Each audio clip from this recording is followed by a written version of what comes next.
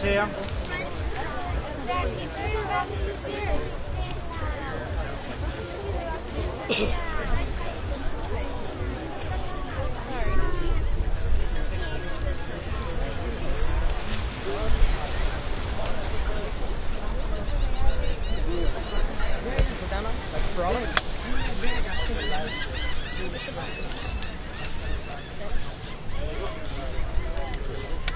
Like the small roll-ups? Hurting walking over there, but for... So you just go leave grandma. She has a spot. She don't want to go. Save my spot. Oh, I don't want to hear a camera. Go. Are you recording? I'm live. Right over here. Oh, you just got To the whole world. You leave the chair there?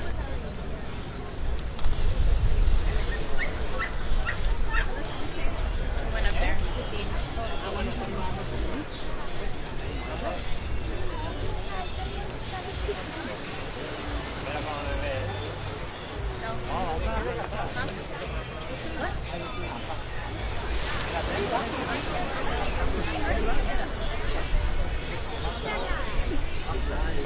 Oh.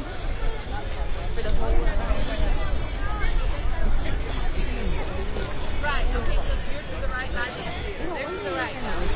Becky? Okay. You found them? You think you found them? Are you guys in the amphitheater or are you in front of it? Let's just go to the amphitheater. That's why I want to go anywhere. Here, show. Ask them to come. Girls, come here. How's it going? Where you got that? Hey, we're not going to Is it? Okay, that's where we're headed to.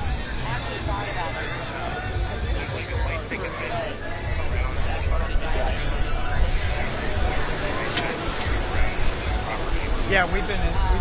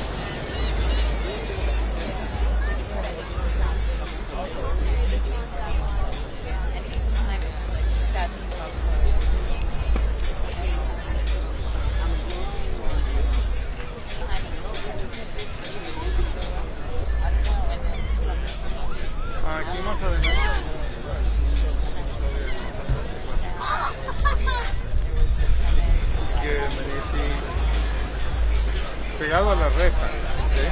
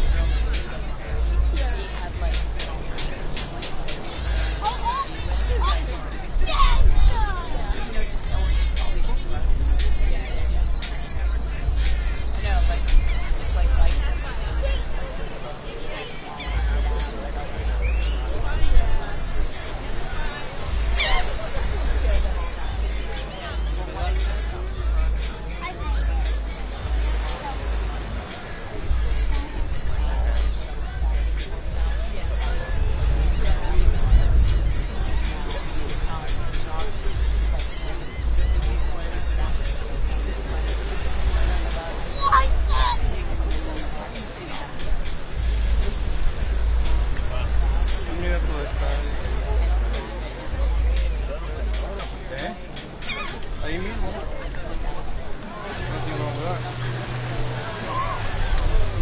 De aquí tiene un mouse para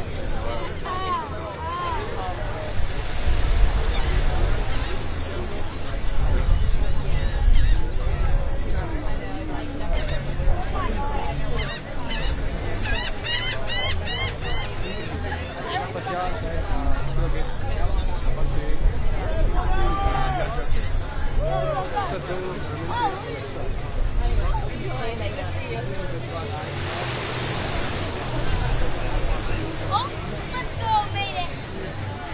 Okay,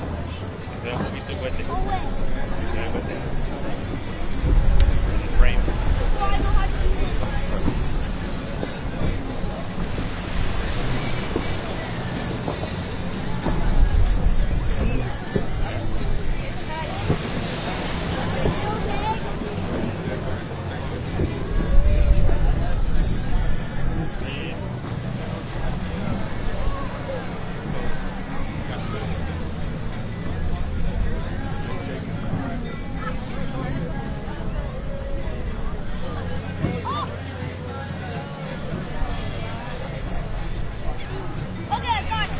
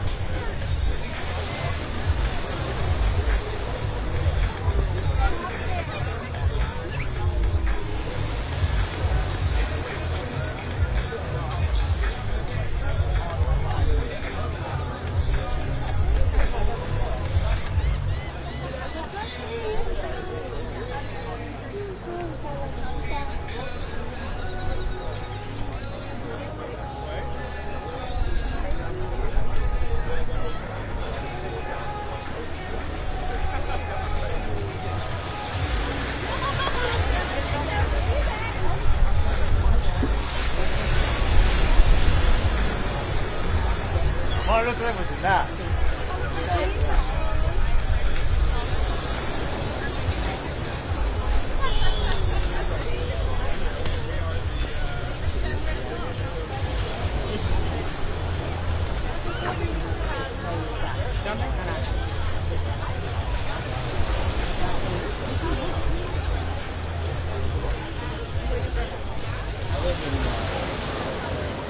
Mom, should we go on the beach over there?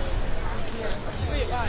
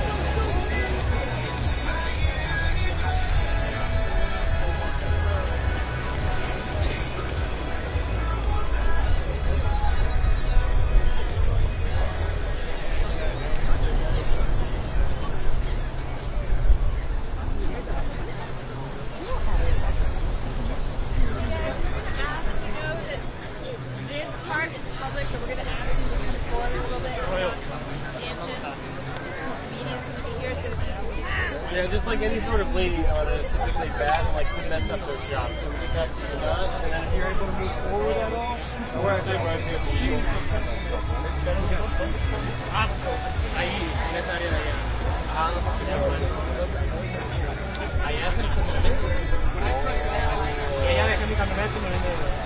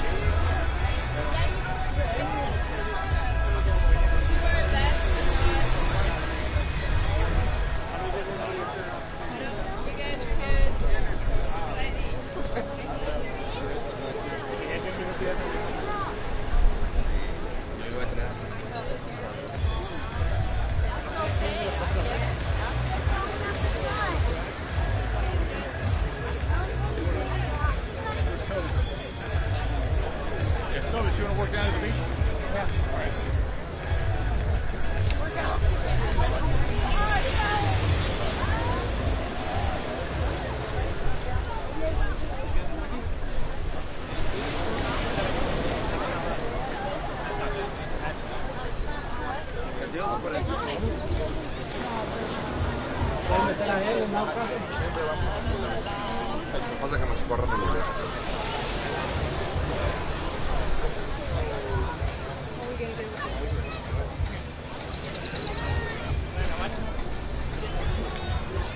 Hay un lugar bien todo.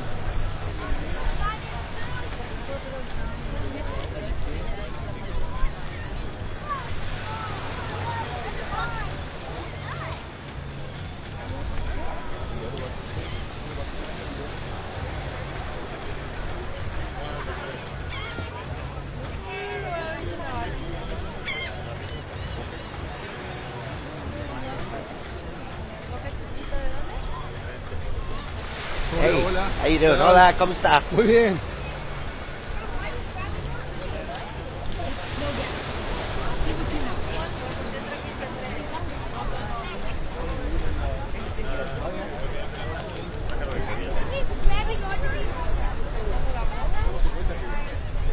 Son, por supuesto, empleados de...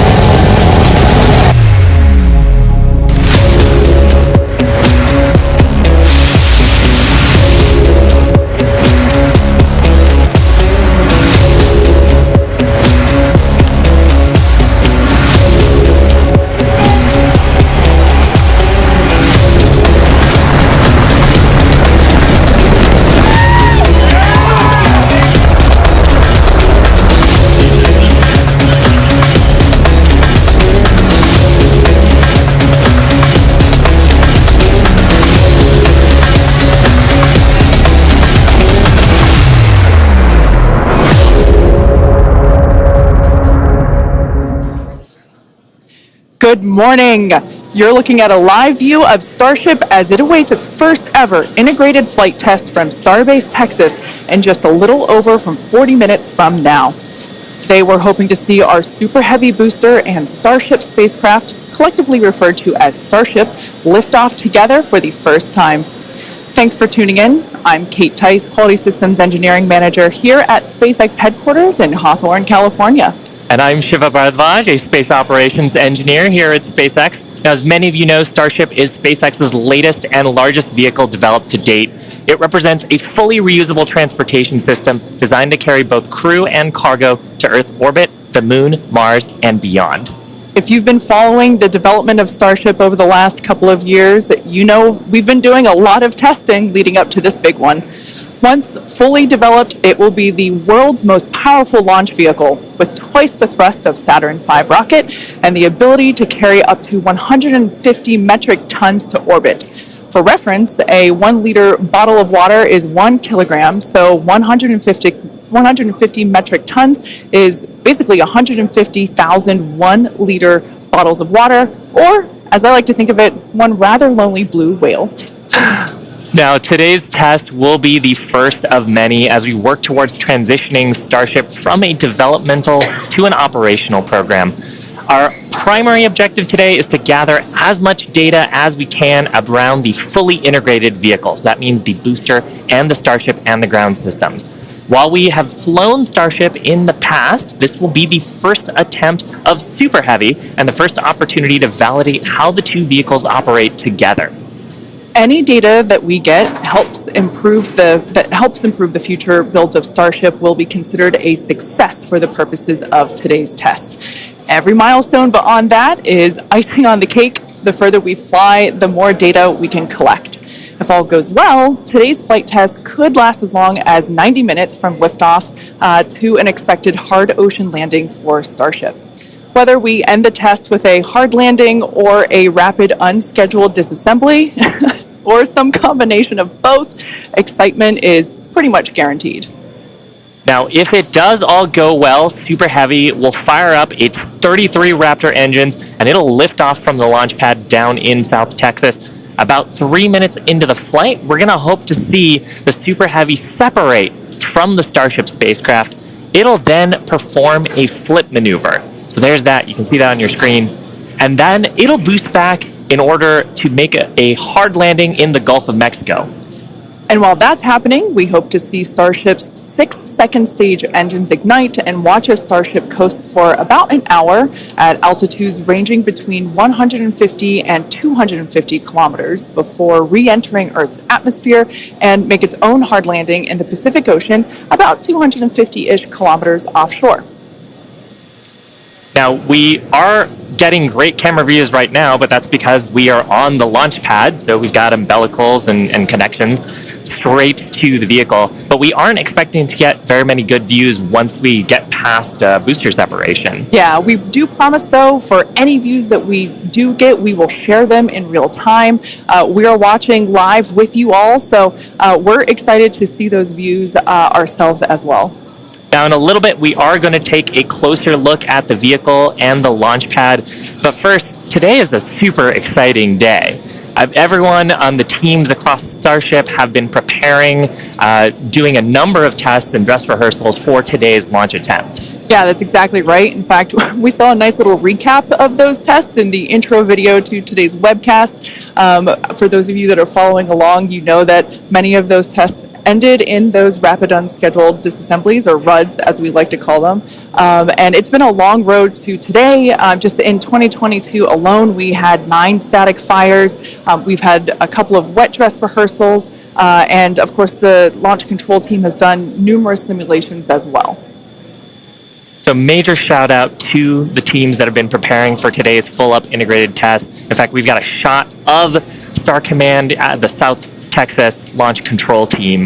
Look at all the people ready for today's launch attempt. Yeah, that right there is our South Texas Launch Control Center. That is basically ground zero for everything that is happening today, in addition to a couple other control rooms that we have operating as well with operators on console, including the Mission Control Center here behind us here in Hawthorne, California.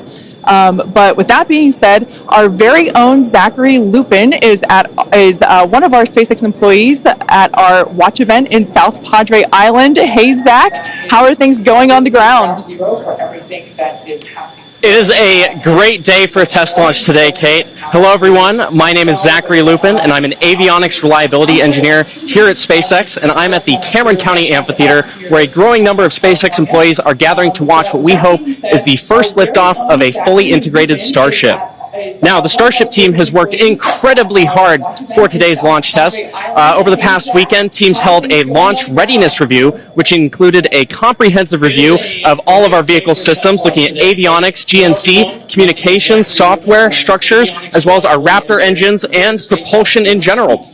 Now, we are only about 5 miles away from the launch pad, so it's a pretty good view for today. And as we get into as we start to approach T-0, everyone here is clearly very excited for the events that are happening today. So as we get closer to T-0, I'm going to throw it back to Hawthorne to talk more about a rocket. Awesome. Thanks so much, Zach. And we've actually got a little bit of a crowd forming behind us, too. Now, we've got a shot of Starship on the screen. The entire Starship structure you see is made of stainless steel, and when that's fully stacked, it stands about 120 meters tall and about 9 meters around. To help you give a sense of just how big that is, we've captured a video of some of our teams doing final integration prep work in advance of today's test flight. Just like Falcon 9, Starship has 2 stages, which we will talk a little bit more about in a minute. But in addition to those 2 stages, Starship actually has a 3rd stage called Stage 0. It consists of all the launch pad infrastructure built around the rocket. You can see a great view of it there on your screen. It's truly an engineering feat in its own right. And I feel like it's something we don't talk about very often. There's a lot of infrastructure that goes into fueling and preparing the launch vehicle before a large test like this, really any launch. Now, let's talk about Super Heavy. The name says it all. It's super, it's heavy, it's super heavy. It goes by some other names, the first stage or the booster, but whatever you call it, the Super Heavy will be the vehicle responsible for powering Starship against that mighty gravitational pull we've got here on Earth. And when it's fully operational, it's going to get Starship to orbit. The booster alone stands about 70 meters tall and is about the same height as a fully integrated Falcon 9, but with a diameter roughly 2.5 times that of Falcon 9 and with 33 much larger engines. Yeah, and having those engines, and oh my gosh, I love this shot. We can see looking up into the launch mount at the 33 engines on the booster. Those are each of the Raptor engines that's going to power today's launch attempt. Yeah, this is an incredible view. One of my favorite views that we're going to get today. We don't have this kind of view on our Falcon 9 launches, so this is so exciting to see. You can even make out the paint markers indicating which engine is which. Like we said, there are 33 of them. So there's a lot of fire that's going to be coming out from those engines in just over 31 minutes from now. As we mentioned before, there are 33 of them on the Super Heavy, the booster, and we don't see it right now, but the cluster in the center are the ones that are actually going to gimbal and help steer the booster back down for its water landing in the Gulf. Yeah, and they're a little bit different, Kate, than our Falcon engines. So on Falcon, we use a gas generator cycle. Here's a fantastic shot, actually, at the inner stage, so we can see the 6 engines that are on the ship side, 3 gimbaling in the middle, and then the vacuum engines, you can see 2 of them, and the other ones on the other side of the cluster in the middle here. So Raptor's a little bit different. It uses something called stage combustion, which means we basically pre-burn both the fuel side and the aux side, and then get those up to the right temperatures and pressures, and then mix them in the combustion chamber. It allows us to get higher thrust and higher efficiency on these engines than on Falcon 9. Now, Super Heavy also has 4 grid fins to assist with orienting itself during the return back to Earth, as today is the fully integrated flight test, and the first one, we're focusing on safely testing just the fundamental systems and operations on the vehicle. So what that means is we won't be attempting to land on land today. Instead, Super Heavy is going to be making that hard water landing in the Gulf. Starship, or the spacecraft, is the 2nd stage and makes up the top portion of the vehicle. It's designed for carrying passengers and cargo between destinations on Earth, Earth orbit, and planetary destinations. It stands 50 meters tall, a little taller than the Statue of Liberty. It's comprised of 6 Raptors. We saw those just moments ago. 3 of them are optimized for sea level, and the other 3 are vacuum engines, and they're optimized to operate in the vacuum of space. They provide a maximum of 258,000 tons of thrust in vacuum. The spacecraft is also outfitted with 4 flaps to help aerodynamically control the vehicle's attitude during atmospheric flight and enable precise landing at the intended location. You can see a view of those flaps there. Now you can see the entire stack is vertical, and that's because Starship is designed for vertical takeoff and landing, as opposed to taking off and landing like an airplane. And that's really important because we don't have runways on the Moon and Mars. Fortunately, gravity at both of those destinations is not nearly as high as it is here on Earth. On Mars, it's about a third of what Earth's gravity is, and on the Moon, the gravity is just a sixth of what it is here. So Starship can take off in both of those cases without needing the super heavy booster like we need here on Earth. Now, for today's test, Starship does not have its landing legs attached, and that's because we aren't going to be attempting to return to the launch site or land on land. It's going to be doing another hard water landing at the end of today's test. We can't wait. Starship is wrapped in a heat shield, which is composed of 18,000 hexagonal ceramic tiles designed to insulate the vehicle during atmospheric entry, where temperatures can be as high as 2,600 degrees Fahrenheit. The hex-shaped tiles, like these ones that we have here, roughly make up about 2/3 of the vehicle.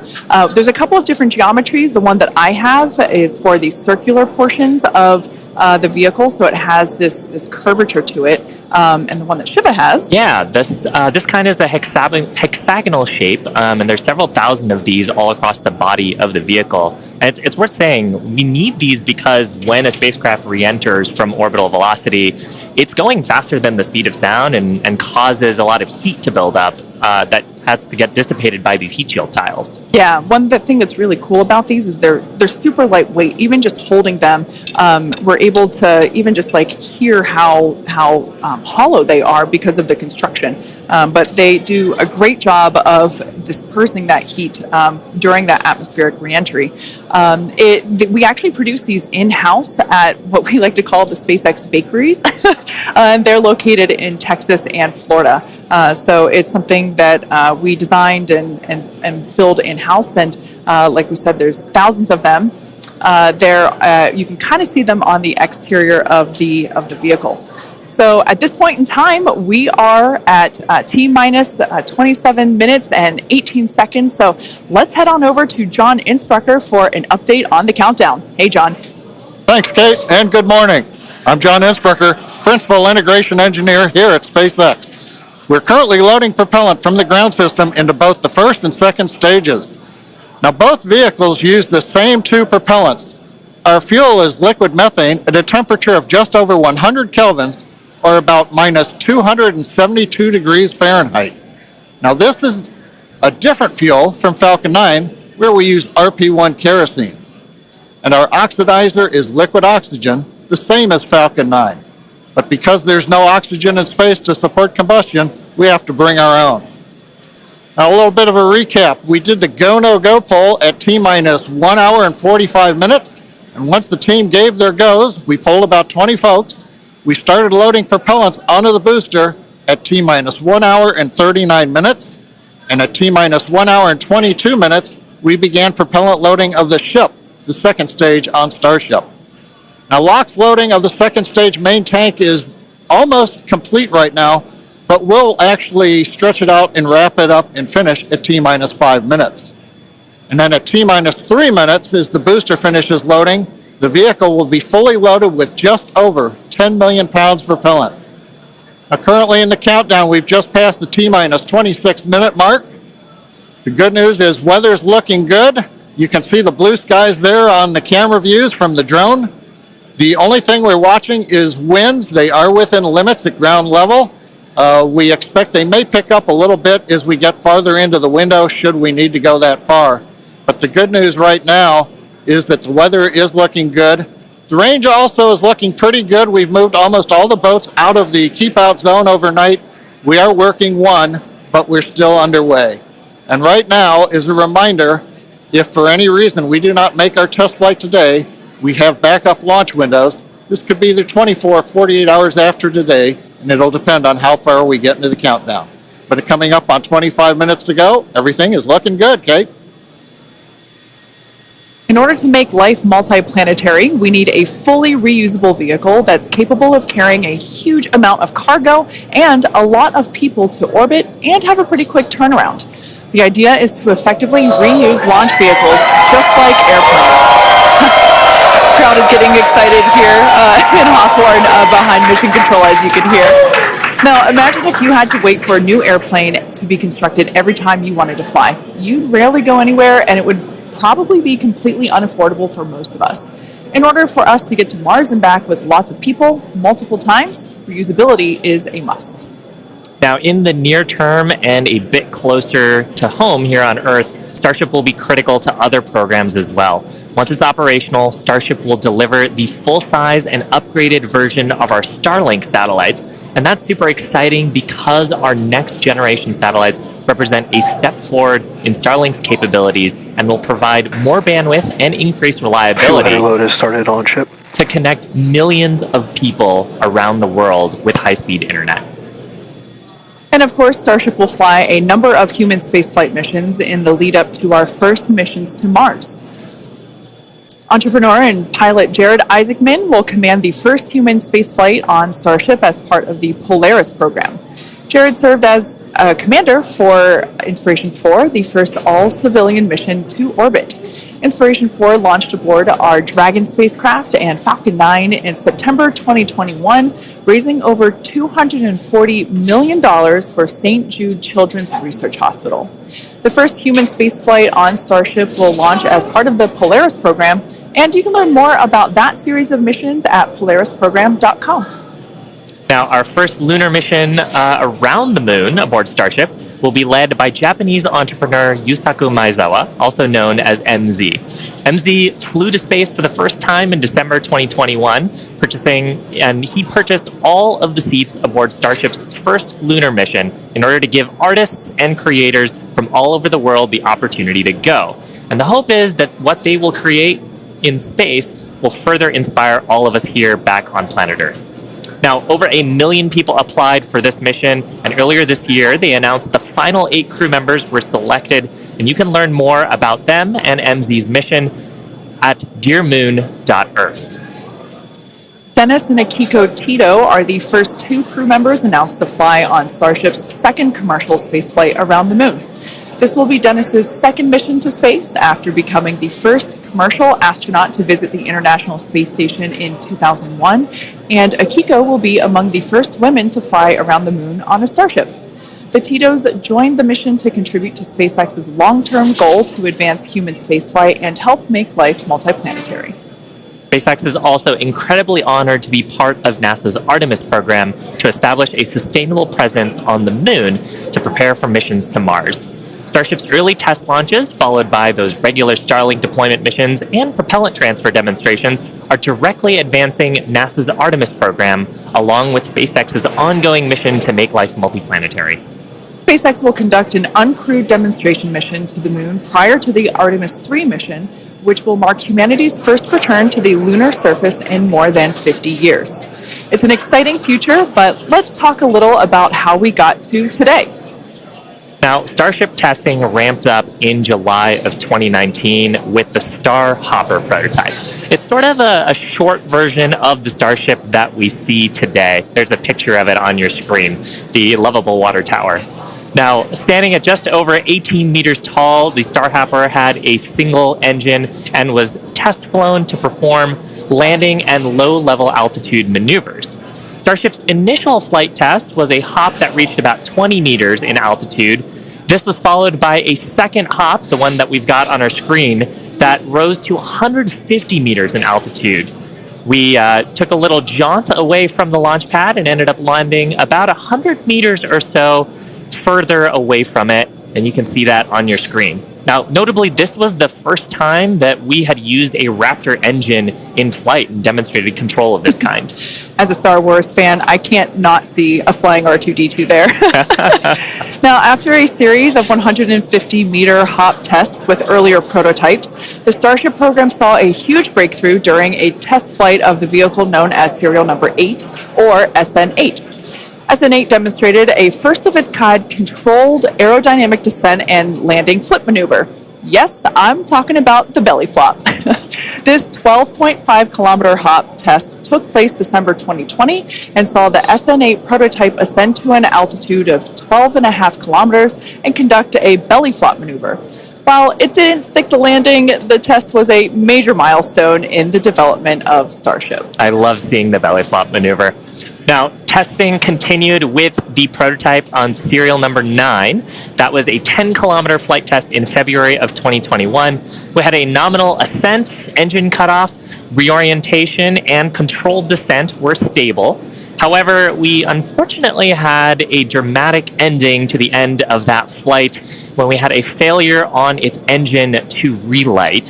That resulted in one of those rapid unscheduled disassemblies. But what was really, really exciting about both serial numbers 8 and 9 is how quickly we were able to achieve just our primary objectives in those 2 high-altitude test flights. In addition to getting lots of great data, Starship successfully demonstrated control of the vehicle and subsonic re-entry capability. Ultimately, we performed 9 Starship high-altitude test flights in total, and in May of 2021, SN15 launched from Starbase, reached an altitude of about 10 kilometers, performed a number of maneuvers, and safely returned to the launch site. This was the first Starship prototype to fly, control its descent, safely land, and to be recovered in one piece. Now, having achieved that success in our suborbital campaign, one of the next big challenges for upper stage reusability is to survive the high heating hypersonic phase of entry. Combined with the ability to refill our Starship's tank with fuel and oxygen while on orbit is what will enable a fully reusable transportation system that's designed to carry both crew and cargo on these long-duration interplanetary flights, and that's ultimately what will help humanity return to the moon and travel to Mars and beyond in our solar system. So as you can tell, it is nothing but an iterative process to get to the point that we are today and where we will go from here. That iteration is a core process of how we work here at SpaceX. We like to fly and we like to test early and often, both on the side of hardware and software. Yeah, that's an awesome point, Kate. Now, we are continuing our countdown to Starship liftoff just over 17 minutes from now. So, of course, let's check in with John for another status update. John? Thanks, Shiva. Clock is coming up on T-minus 17 minutes from liftoff. We're continuing to click towards 0. However, right now we've just begun listening in. The first stage team is working a pressurization issue. They're troubleshooting that right now. Now, we do have the option, if need be, if we can't solve this, then we would hold the count and probably treat today as a wet dress and not be able to launch. However, we are continuing to do propellant loading on both the Super Heavy and the ship stages. Now, most recently, we began loading liquid oxygen and methane fuel into the header tanks on Starship. At the very top, just underneath the nose there are 2 small spherical tanks. That's where the fuel and liquid oxygen header tanks are. That started at T-minus 27 minutes, and that propellant loading will continue until T-minus 9 minutes. We'll also continue loading the main tanks of the Starship second stage, although they're pretty much full right now. Everything will drain back as we get ready for launch at T-minus 5 minutes. Now, on the first stage, we're continuing to load the massive amount of propellant onto the Super Heavy booster. That's going to continue until T-minus 3 minutes. You can see the frost line on some of the views as both liquid methane and liquid oxygen go into the tank. It's 16 minutes and counting. We're also currently configuring the launch pad for liftoff. The booster hold downs are being prepared for the release at liftoff, and the second stage quick disconnect is beginning its configuration for release. The liquid oxygen and methane that are going into the second stage go through that quick disconnect. You can see it in some of the views, the arm that comes out just to the base of the second stage. Now it'll move out of the way as we lift off. At the same time, the SpaceX team continues to check in with the Coast Guard. We're working one boat that's in the safety perimeter. They are working to get that boat out of the way. We cleared several other boats out overnight.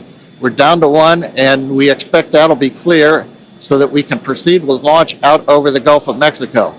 But as a reminder, T-minus 15 minutes, 10 seconds and counting. We are working an issue on the first stage, and we'll bring an update as we get more insight into that issue. Now, today's test flight is taking place out of our Starbase facility in South Texas, and that facility has gone through a tremendous amount of change and growth in a really short period of time. Yeah, I mean, 3 years ago, not much even existed there. It was a very different scene, as you can see by that photo there on your screen. Fast forward to today, and the team is building out an entire production line. Yeah, last year they built 4 Starship Super Heavy boosters, 5 Starships, our 200 Raptor 2 engine, and this year they're targeting 5 boosters, 8 Starships in production for 2023. And really, you do need a production system to rapidly iterate, like we were talking about earlier, on the design of the vehicle as we learn more about it from these large tests. Yeah, absolutely. Pulling on my industrial engineering background, system fill is something that is critical to that goal. Being able to produce and launch multiple Starships means that we have to have a system full of those production vehicles, and we iterate on each one. So even the next Starship that will fly in whatever the next test is will be different than the one that you see there on your screen now. Now, the employees who have been at SpaceX a while say that Starbase does remind them of the early Falcon 1 days, except moving a whole lot faster. The team at Starbase is expanding as fast as the facilities are, and if you've ever wondered what life at Starbase is like, here's a quick peek.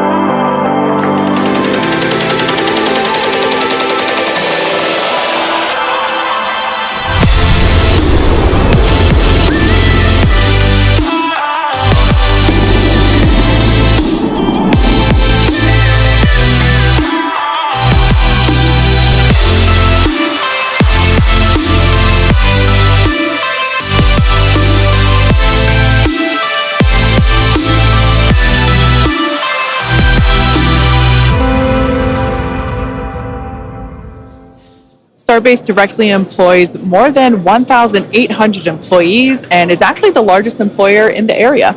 Yeah, and from that video, you can really tell, like, it's a beautiful location. It's close to the ocean. There's tons of wildlife. And that's because being close to the equator is actually a fantastic way to get to orbit. Yeah, I love that we have so many employee events that allow us to participate with ocean cleanup and other environmental efforts there. We'd also like to thank Cameron County for being so supportive for all of our work in that area. Now, in addition to Starbase, we'll soon be adding another Texas location to the SpaceX family. We're opening a new facility in Bastrop, Texas, just outside of Austin, to support Starlink hardware production. The new facility will be over 500,000 square feet of manufacturing space, and the team has already started hiring. Now, we have all kinds of openings in production and manufacturing for technicians and leadership and manufacturing engineers and all kinds of site support roles. Basically, if you can think of a role, we're probably hiring for it. So if you're interested in helping expand human life to other planets or helping internet access here on Earth, consider becoming part of the SpaceX team at spacex.com/careers. Now, with that, let's check back in with Zach down at Starbase one last time before launch. Howdy, Zach. Hello, Kate and Shiva again. You can really feel the energy here at South Padre Island as more of the SpaceX team have gathered. We're standing just over 5 miles away from the launch mount, and so from here we've got a very nice view. I would basically say these are some of the best front row seats you could get, and might I add, beachside as well. Now, the Starship team has worked incredibly hard to get ready for this test, and we're all clearly excited for T0. And as we get into the final moments, one issue that could hold the countdown or cancel the test altogether is if a boat enters the safety perimeter. Now, over my shoulder is the Gulf of Mexico, which is normally very open to all of the boaters and fishers. However, today, SpaceX is closely coordinating with the United States Coast Guard to establish a safe zone and ensure public safety. And up to T0, SpaceX is in regular communication with the Coast Guard to ensure there are no boats in the area leading up to the launch. Now, fingers crossed that does not happen. Now, I'll throw it back to the folks at Hawthorne as we get closer and closer to that T-0. To all of the boaters and fishers, however, today, SpaceX is closely coordinating with the United States Coast Guard to establish a safe zone and ensure public safety. And up to T0, SpaceX. We're just inside T-9 minutes and counting. We're listening on one of the background loops right now. Flight director is talking about the issue we've had on first stage, working the pressurization system. Decision right now is that we are going to stop the launch for today. We're going to transition the launch attempt to a wet dress rehearsal. So that means we're going to continue with the countdown sequence of events. We'll continue loading propellant, finishing up here shortly on the second stage. We'll also continue loading propellant onto the first stage, wrapping up at T-3 minutes. We're also going to go through pressurization steps, other steps of the countdown. This will be a full validation for the team, but currently the plan right now is we're waiting for final word, is that I think at T-10 seconds, we will finally stop the clock and then recycle the countdown for today. Now we're inside T-8 minutes and counting. We're continuing to load propellant on both the first and second stage. You can see the Starship second stage with the heat shield tiles there.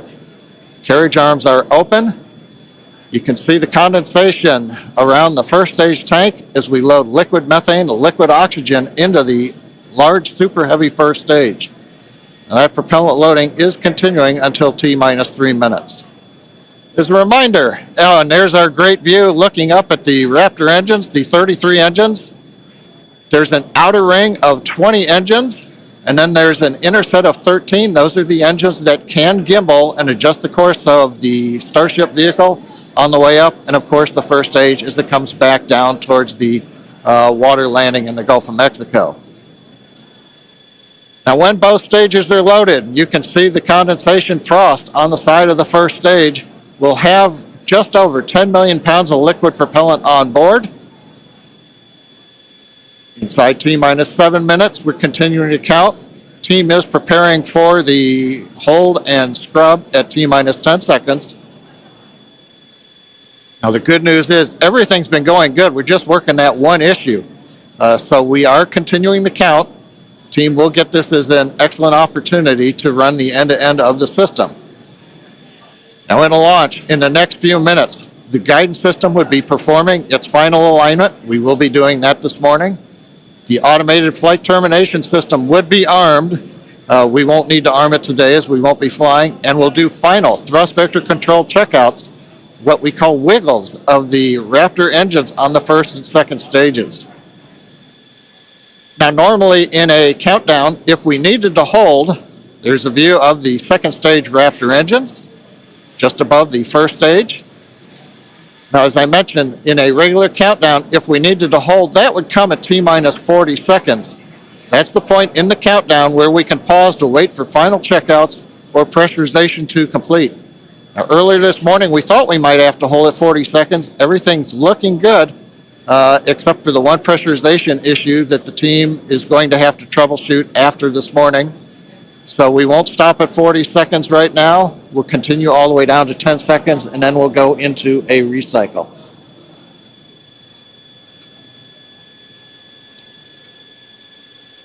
John, you mentioned that we're going to be jumping into a wet dress rehearsal here, and I actually now think we're coming up T-minus 5 minutes. Overall, though, Kate Shiva, it's been a good day. It's a little sad listening to the flight director say that we're going to have to stop at 10 seconds, but I guess that's for everybody. It gives us a real run-through of the launch vehicle. Yeah, it's unfortunate. Of course, we wanted to see fire today and lift off, but that's okay. The point of the countdown is to allow the teams to progress to that T0 time in a coordinated fashion and really to unveil any issues prior to the ignition sequence. So the countdown did its job today. It allowed us to identify that press issue, and like John mentioned, the teams are going to work through it, and we are going to basically call it off at T-minus 10 seconds. But the integrated launch teams and us, we are going to treat this as if it were still a launch day. We're going to do this, what we now call a wet dress rehearsal. Yeah, and we've mentioned the term a couple of times here. We call it a wet dress rehearsal because we are wetting the propellant tanks. We are loading propellant into the vehicle. We've talked about the frost line a little bit here. That exercises the stage 0 system, the ground system, all of our infrastructure that loads propellants onto the pad. That exercises our procedures for the mission control teams. We're monitoring telemetry on the mission control consoles, looking at the pressures and the rates and the temperatures. And some of those things look a little bit different when you're getting up to the pre-flight pressurization levels and full propellant load. So we're learning things today about the integrated tests that are going to set us up for success in a future attempt later on, hopefully in the next 48 hours or so. And Kate, like it's also worth mentioning here, we're still going to take the count through to a pretty around the T-minus 10 second mark. So we're really going to exercise everything that we would up until that point in the vehicle states and ground procedures. Yeah, it's like we said before, any data that we can collect today is super helpful, and that's exactly what we're doing. We are continuing to collect this data and allow the teams to have be better informed for the next attempt. Unfortunately, due to the needing to recycle the propellant, we are looking at a minimum of 48 hours until we are able to attempt this flight test again. So we're not quite sure what that timing will be at the moment, but we're looking at a minimum of 48 hours at this point in time. But Shiva, exactly as you said, things look a little bit different on launch day, and we allowed the countdown to do its job, to basically get to this point, to allow the teams to work through the issues, and we're going to continue, like we said before, we're going to continue all this down all the way to T-minus 10 seconds, and that will really allow the teams to pretend like this is launch day and continue and gather that data. Yeah, Kate, it's on the one hand, it's a little bittersweet. On the other hand, we watched them go all the way through. First stage propellant load, just now wrapping up. The second stage, even the header tanks up under the nose of the Starship that you can see on the monitors. Actually, that all went very well today. The weather was excellent. Everything was looking good. Sadly, we just have the one issue, but that is letting the team continue to count down. And we're going to continue with it here until we get the clock hold at T-minus 10 seconds. Yeah, so for those of you that have just joined us, we're now at T-minus 1 minute and 30 seconds to what would have been the launch of our Starship flight test, but unfortunately due to a stage 1 issue, we are going to utilize today as a wet dress rehearsal. Instead, we are not going to attempt launch. The teams are basically saying that we're scrubbing our launch attempt for today, and we are expecting a minimum of 48 hours in order to recycle. So it's all good news, though. There's nothing really to be sad about other than we had hoped to be able to lift off today, but that's okay. Now, one thing to point out for folks, when we do come back, when we clear this and we fly, one of the things you'll hear in the last minute, you won't be hearing us because we'll be listening to the countdown. But at T-minus 30 seconds, that's when the flight director would give the final go for launch. Love to have heard that this morning, but it's something to look forward to. Absolutely. The other thing to look at is at T-minus 6 seconds, we begin lighting the engines. Up on your monitor, you can see there, T-minus 40 seconds. We did hit the 40-second hold point, and they are holding for a moment. In the end, they will release that hold. We'll go to the last 30 seconds. But yes, when we do get to day of launch, the last thing to look at is in the last 6 seconds, light the Raptor engines in succession. So unlike Falcon 9, we're going to have to do that a little longer. We're hearing right now the clock is going to hold here at T-minus 40 seconds. The Super Heavy and Starship are looking good. So with that, Kate, it's been a fast-paced morning. We got through it fairly quickly. But at this point, we're going to have to call it a morning. Yeah, that's right. So for those of you that have recently just joined us, we unfortunately had a hold on the countdown today, and that is going to scrub our launch attempts. But we are expecting a minimum of 48 hours in order to recycle. So be sure to keep an eye on our social channels, and we'll share information as soon as it becomes available. Until then, stay safe, and we'll see you soon.